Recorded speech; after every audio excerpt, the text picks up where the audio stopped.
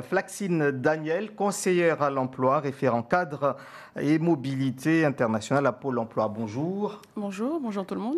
Merci donc d'être avec nous ce matin. Parler du premier salon de la mobilité qu'organise Pôle emploi Mayotte. Ça se tiendra du lundi et mardi prochain donc au centre universitaire de Dembéni. Ce sera donc le premier salon de la mobilité professionnelle.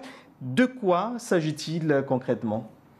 Alors, donc, en effet, c'est le premier salon de la mobilité, on va dire, c'est une action territoriale. Donc, c'est pour ça qu'on a voulu mettre l'accent sur le premier salon. On sait très bien qu'il y a eu quelques actions qui ont été faites déjà sur l'île, mais souvent, ça a été fait auprès de nos partenaires, d'une manière individuelle.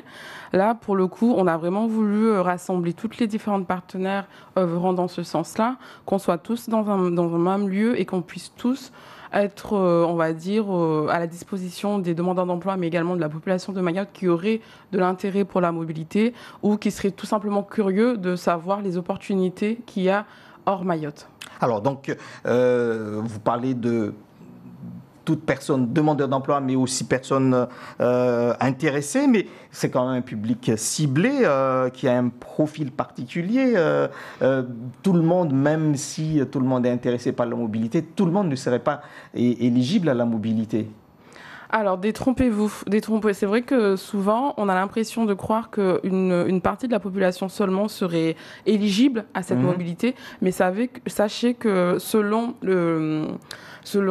le statut de chacun, selon le profil de chacun, il y a toujours des mesures, des aides, il y a toujours quelque chose qu'on peut actionner pour favoriser un projet sur la mobilité. Donc aujourd'hui, c'est par rapport à ça qu'on a vraiment voulu élargir au niveau des partenaires pour qu'on puisse avoir vraiment toute la panel existante. On en a encore conscient qu'il en a d'autres, qu'on n'a pas pu mettre tout le monde. Mais sur ce premier salon, on a vraiment voulu mettre toutes les panels qui peuvent s'adresser à tout type de personnes. C'est vrai que dans un premier temps, on a ciblé un maximum de partenaires pour nos demandeurs d'emploi.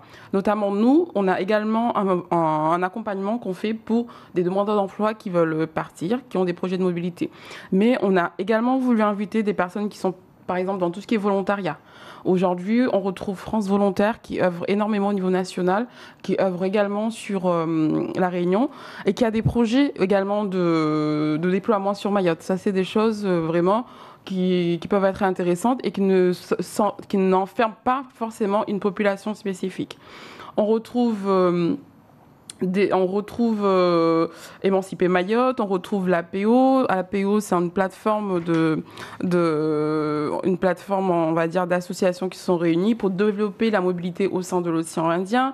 On retrouve le RSMA, qui est souvent connu pour les jeunes, qui forme les jeunes pour pouvoir les accompagner en mobilité également si le besoin est demandé. On a également tout ce qui est PVT, qui est vraiment pas connu à Mayotte. Les PVT, c'est les visas vacances-travail, qui est quand même, c'est un visa qui est disponible pour les Français et qui donne l'accès à plus d'une quinzaine de pays à l'heure d'aujourd'hui. Donc voilà, donc l'idée, c'est vraiment de proposer un maximum d'informations et que ce salon puisse sensibiliser sur ça, en fait, déjà.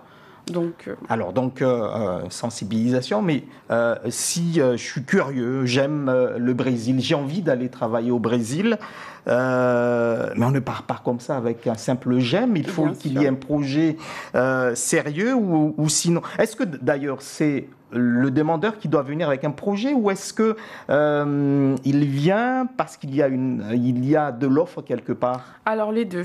Aujourd'hui, le demandeur d'emploi peut venir avec un projet parce qu'il constate que peut-être que ça fait un moment qu'il est sur Mayotte et qu'il a des difficultés de s'insérer ou des difficultés on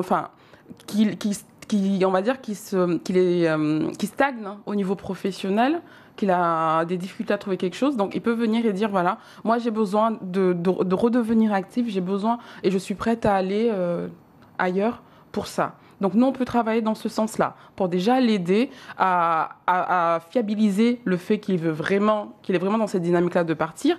Ensuite, on peut travailler avec lui pour déjà sélectionner, pour déjà cibler une région destinataire. Donc, ça, c'est des choses qu'on peut faire étape par étape. Ensuite, il peut y avoir le cas d'une personne qui a déjà une destination sur laquelle il se voit vivre, où il se voit s'insérer professionnellement et qu'il a juste besoin peut-être d'être aiguillé pour visualiser les opportunités d'emploi qu'il y a dans cette destination-là. Parce qu'il faut savoir qu'aujourd'hui, sur le Pôle emploi international, parce que sur le Pôle emploi.fr, il y a un volet international. On retrouve plus de 200 000 offres aujourd'hui. Et je sais très bien qu'une grande partie de la population mahoraise ne bifurque pas sur ce volet-là pour regarder ce qui existe. Donc sachez également que c'est des offres, on va essayer d'en diffuser quelques-uns durant les 2 salons qui vont être visibles pour les personnes qui y seront et qui pourront également voir si déjà au niveau profil ils conviennent et puis voilà, s'ils ont de l'intérêt pour ces offres-là. Alors, il y a quelques années, l'Australie et le Canada étaient des opportunités pour les Réunionnais. Aujourd'hui, est-ce qu'il y a un classement de pays avec lequel la mobilité marche plutôt pour les Domiens? Parmi ces 200 000 offres, par exemple, est-ce qu'il y a des pays intéressants, entre guillemets, en tout cas, qui attirent davantage les Domiens? Alors, c'est vrai que nous, on se base sur nos statistiques à nous. Donc, on a contacté la DG en ce sens pour pouvoir avoir des chiffres concernant les placements des ultramarins, notamment les souhaits des ultramarins vers la mobilité. Et sur les pays qu'on retrouve, souvent, c'est vrai, principalement, c'est les pays frontaliers de la France.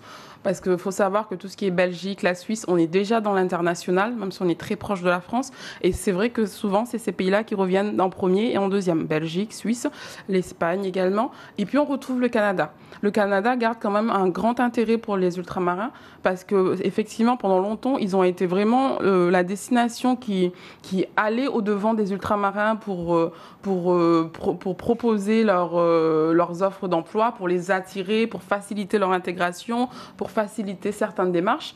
Donc, par rapport à ça, le Canada reste quand même, dans le cœur des ultramarins, une destination qui est accessible. Mais il faut savoir que l'Australie n'est pas non plus loin parce que ça fait partie des destinations où il est, on va dire, plus simple, notamment avec les visas vacances-travail, d'accès. Aujourd'hui, est-ce que vous savez où partent les Mahorais en mobilité? En tout cas, si vous avez une statistique déjà par rapport à ça?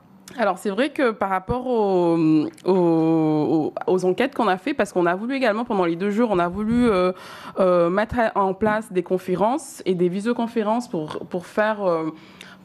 mettre en relation ces Mahorais qui sont à l'extérieur et ceux qui sont là, pour que ces Mahorais qui sont à l'extérieur puissent témoigner de leur parcours, puissent témoigner de cette envie qui a éclos à un moment et des difficultés qu'ils ont rencontrées. Et c'est vrai que beaucoup d'entre eux sont au Canada. Enfin, une grande partie d'entre eux, quand même, qu'on a retrouvés sont au Canada.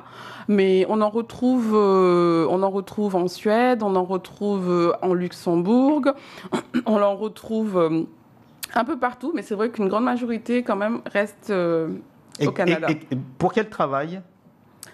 Alors, par exemple, rapidement, au Canada, on retrouve quand même des conseillers bancaires, on retrouve dans le médico-social. À Luxembourg, c'est une juriste, donc elle est juriste des affaires internationales. Voilà, c'est vrai que sur les témoignages qu'on a eus, c'est des personnes qui ont eu ce projet depuis un moment, et donc, alors aujourd'hui, ils se sont insérés entièrement dans cet environnement-là. Mais ils partent d'un principe que de toute façon, quand ils sont arrivés, ils ne sont pas arrivés en ayant ces postes-là. Il faut savoir que là, dans l'international, on a beaucoup plus de chances d'évoluer. On a cette particularité de pouvoir monter les échelons facilement. Mais par contre, on commence toujours au bas de l'échelle. Vous n'arriverez pas en ayant un poste de cadre. Il faut faire l'épreuve, en fait. Alors, du coup, est-ce que ce n'est pas plutôt conseillé aux jeunes diplômés, ce genre de mobilité, plutôt qu'à des seniors, même Bien si sûr. tout est possible? Bien sûr, c'est vrai qu'au niveau même des accompagnements et des aides et mesures existants, elle est plus favorable aux jeunes, on va dire moins de 26 ans, moins de 30 ans même, on peut aller jusqu'à 30 ans, et qu'effectivement, quand on parle de la mobilité, il y a plus de facilité pour ce public-là, parce qu'au final, c'est un public, on va dire, qui est un peu plus... qui a moins de freins, on va dire, de freins périphériques. Ça leur permet de plus être concentrés sur leur projet de mobilité. Ça leur permet d'avoir un travail beaucoup plus poussé parce qu'au final, souvent, soit ils sont en couple Donc ils ont juste une deuxième personne, ou soit ils sont seuls, donc ils ont plus de liberté de choix et de décision. Que si c'est une personne qui a peut-être une vie de famille, qui est déjà dans un projet bien stable, qui est déjà professionnellement bien stable, ça sera un peu plus compliqué de mener le projet de mobilité parce que le travail sera beaucoup plus complexe. Il faudra déjà avoir toutes les freins périphériques, essayer de sécuriser au maximum. Enfin voilà, le travail sera beaucoup plus différent. Donc effectivement, c'est vrai qu'auprès d'un public jeune, c'est un peu plus facile de se lancer dans ce projet-là. Alors, d'après l'INSEE, il y a à Mayotte 35% de chômeurs.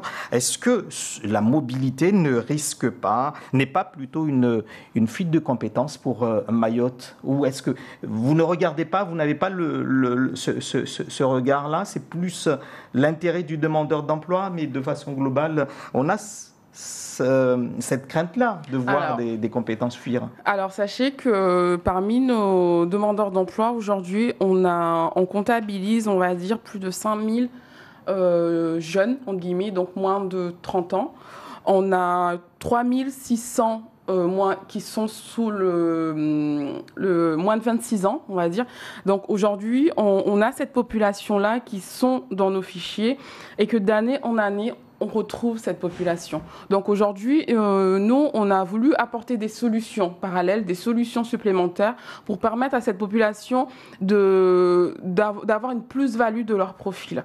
Donc d'apporter quelque chose en plus au lieu de, j'ai envie de dire, au lieu d'être à Mayotte et de ne pas forcément trouver quelque chose, pourquoi pas ne pas partir à travers un stage de 6 mois, à travers un stage de 12 mois.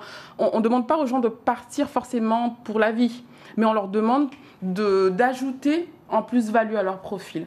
Parce que le fait de partir à l'extérieur, d'une part, ça va apporter une grosse plus-value, parce que croyez-moi, la mobilité, il y a vraiment des avantages. Il y a également des inconvénients, mais ça permet aux personnes de mûrir, personnellement et professionnellement. Ça permet aux personnes d'acquérir des choses qu'ils n'auraient peut-être pas acquéries dans notre petit territoire à nous.